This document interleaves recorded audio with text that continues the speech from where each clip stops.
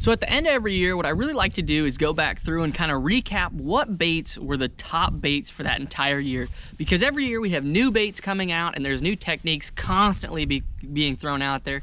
And so sometimes you can get kind of lost in it, but when you go back through and really look at who did what on what baits, you really see the 5 similarities over and over and over again. And so what I'm gonna do today is I wanna break down the top 5 baits of 2023, because as we all know, history tends to repeat itself. So if you can go back through and understand what baits always do good time and time again, and try to keep those in your arsenal at some point in time, you know you're gonna have a better chance to catch fish based on how they did previously in years past. So stick around, you guys aren't gonna wanna miss this video. It's gonna help you catch more fish in 2024.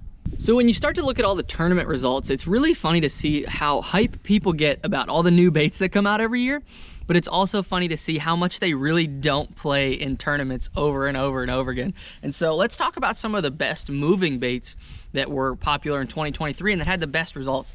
And I think the first one everybody's gonna understand is gonna be a jerkbait. Whether you're a mega bass guy or whether you're a 6 cents guy, like, a jerkbait just seemed to flat out catch them, and it really has a lot to do with forward-facing sonar, right?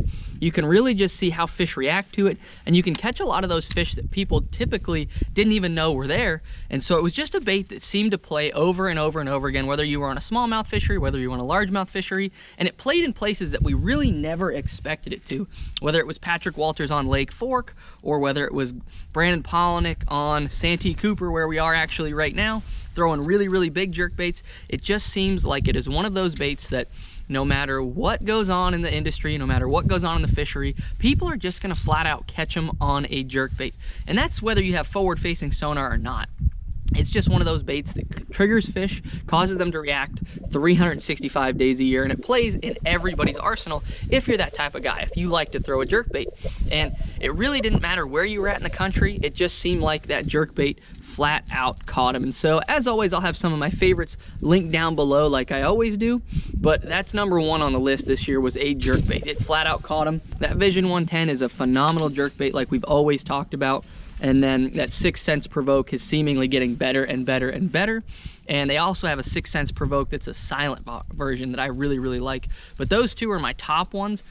If you literally go back and look at almost every tournament this year, somebody did good on a jerkbait. The number 2 bait that I really think always catches them, again, that's a staple, is gonna be a jig. Just a big jig. And it's something that, you know, you don't think about. You think about all these fancy new baits like Texas rigs and all the different soft plastics that come out with it. But there is just the versatility, the big fish catching, and just the drawing power that a jig has. It catches them over and over again. And it's always the guys that are leading the tournament or in the top 10 that you see throwing it. You don't ever see the guys that are lower in the standings throwing it, because it's a bait that, even though it's really, really good, it's harder to get bites on it. It's a bait that you have to put it in your hand and you kind of got to go to work with it and not be afraid to only get 5 or 6 bites a day. But it's a tournament winning bait, and that is never going to change, whether you're swimming it, whether you're flipping it, whether you're doing anything with it, fishing brush piles in 30 feet or pitching it on trees in 2 feet of water. A big jig just always seems to play. And even finesse jigs are big players now too, whether you're up in smallmouth country. We see that over and over again on the St. Lawrence. Those guys catch them on that bait over and over and over again. It's just one of those baits that is so simple, it flies under everybody's radar. Everybody forgets that a jig is there. And so that's one that I still carry on my deck, and that's one that there's a lot of guys that made a lot of money this year throwing a jig in places on fisheries that you would never even expect it, because it catches the bigger fish out of the schools, it catches those more aggressive fish, and it's just, if you hook a fish on a jig, you're getting it in the boat. The hookup ratio to land ratio is extremely, extremely good with a jig, and that's something that people just forget about because it's a jig. It's been around for bass fishing. You know, it's been around for the entire time bass fishing has been around. So that's the number 2 one, is a jig. Now the number 3 moving bait, and I know I said I was only gonna do 5, but I'm actually gonna do 6 baits as I was working through them. But the number 3 moving bait is going to be chatterbait. And I'm gonna put a spinner bait in with this too, because even though they're basic, they still get big fish bites, and it's just a phenomenal bait to cover water with, whether you're fishing around grass or whether you're fishing around wood. It's just one of those baits that, again, you look at the top 10 and somebody catches them on a chatterbait in probably 4 out of 10 tournaments throughout the year, because it just flat out catches fish. And whether you're like throwing a Berkeley slobber knocker or whether you're throwing the OG Z-Man entire lineup, it's just one of those moving baits that no matter what you do, they're still gonna eat it. But again, it's like a jig. It has that big fish drawing power where you really have to put it in your hand and kind of throw it. But again, the bites you get on are going to be better than average bites, especially around the pre-spawn, into the spawn, and even into the post-spawn a little bit. This is just a bait that, man, somebody top 10s off it every single time, whether you're throwing black and blue, green pumpkin, white and chartreuse around the shad spawn. It just flat out catches them because, again, it has that big fish drawing power. And that's the same thing with a spinnerbait. It's just around the spawn, around the pre-spawn, it's going to catch fish no matter where you're at, no matter how big the tournament. Because that's one thing you hear guys talking about is, oh, the fishing pressure. If you get in a tournament that has 225 boats, a lot of guys try to shy away from that. And they're like, I want to throw something more finesse-y. I want to throw something that those fish aren't seeing. And you can do that. You can easily do that and catch fish and potentially win. But again, just know somebody's going to catch them on a chatterbait or a spinnerbait when you're around that pre-spawn into the spawn. No matter what body of water you're on, no matter where you're at, it's going to be a player. And so even though it's thrown a ton, I would definitely still keep it in your arsenal and try to keep it honest throughout the given day and see if you get the right conditions that match up to it. So now we're going to get into a bait that just in the last couple of years with the advancement of forward-facing sonar has really taken off, and that's going to be the Demiki rig style bait. Because as people start to rely on their forward-facing sonar, we see guys throwing these baits more and more and more for good reason, and it's on places that, again, you don't expect it. It's like that jerkbait. You throw it in places that people aren't expecting to catch fish on it. Like right now we have extremely dirty water, and you would think that those fish wouldn't eat it.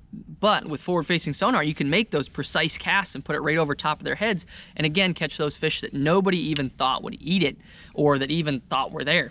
And it has done amazing with smallmouth up north. I have two right here. That one I just showed you was that Z-Man scented jerk shads. And then we have the 6th Sense juggle minnow.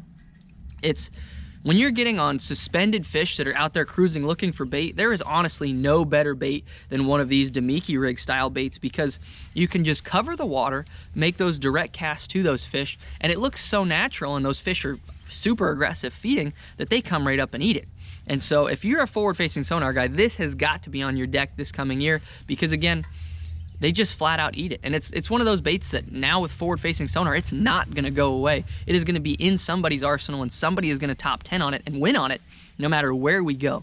Whether we're on Santee Cooper, super dirty water, or especially up on the St. Lawrence, up on, you know, St. Clair. It's just one of those baits that now with technology, it's gonna be there. They can come out with new models, they can come out with new head designs, they can come out with, you know, things that try to replace it, but it's gonna come down to that. It's a single jig head with a minnow style bait. The hookup ratio is amazing. The land ratio is amazing. The soft plastic styles are all going to change, but the technique is still going to stay the same, and it's still going to catch fish. It's a bait that just flat out catches them all year round, especially if you're in a major tournament with super clear water. Those fish, there's no vibration, there's no rattles in it or anything like that. And so it's just a bait that those high pressured fish just honestly have no reason not to eat when you put it in front of their face. And so if you're one of those guys that loves forward facing sonar, no matter what else baits comes out this year, a Demiki rig is still going to be a major player going forward. So I have two baits left that I want to talk about. And the first of which is one that everybody probably is going to go, oh, right.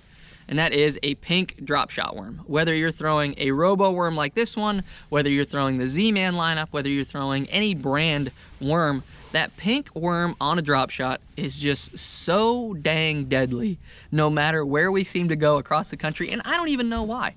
I honestly don't know why that pink color flat out catches them, but it just does. Whether you're on spotted bass or largemouth. Smallmouth it doesn't play as much, but the majority of tournaments that are small are spotted bass and largemouth bass, dude, it flat catches them.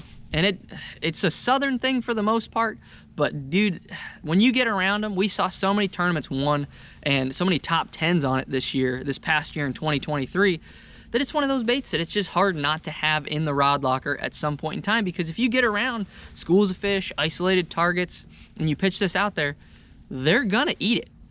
And it will play at some point in a tournament, at some point throughout your day, especially if you were in an area catching them on a jig and all of a sudden it slows down. Dude, pick up a drop shot pink finesse worm and throw it in there, because they're probably gonna eat it. It's a way to catch a ton of fish, and it's a way to eventually run into a big one, but it's one of those limit getter deals that you can throw it around whatever you want and something is going to eat it eventually. So if you're a guy that always struggles to get limits in tournaments, dude, that's up your alley. Throw this bait, and you know, all of these baits aren't going to apply to every single one of you guys, but some of these baits are going to apply to all of you. You know, some of these baits are going to apply into how you guys like to fish, because you don't have to have all of these on your deck, but pick how you like to fish and then implement that into your style, because one of these baits, I promise you, you're going to look at and go, I do like throwing that, and so you need to throw it more. So the last bait is going to be one we talk about all the time. It plays through the spawn immensely every year, and that's just a Senko. That flat out catches them, whether you're flipping it in Florida, whether you're, you know, throwing it on Hartwell around the spawn, whether you're throwing it on a Nico rig for big spotted bass. At some point in time throughout the year, fish are going to eat a Senko no matter what fishery you go on. And again, limit getter, but it also catches dang biggins. So if you have relatively clear water and fish that are moving up shallow, dude, pick that sucker up, because you're not going to regret it. It's going to be a bait that matched the color to the color water. Understand the conditions, where if you have warming conditions and those fish are coming to you, dude, they're gonna eat it, especially if they're up shallow. Especially if you're looking around and guys are throwing jigs like crazy. Dude, we see it every year, especially on this body of water. We're on Santee Cooper right now, and man, we see it every year. Somebody mashes them on a Senko, and so that's just another great bait that you really need to keep in your hands. If you guys want to know a little bit more about how I throw a Senko, be sure to check this video out up here, where I'm going to link you to how I Nico rig a Senko and how it'll change the way you throw one for the rest of your life. But thank you guys so much for watching. Don't forget to hit that subscribe button to follow on with the regular content. God bless, and I hope to see you guys in the next video.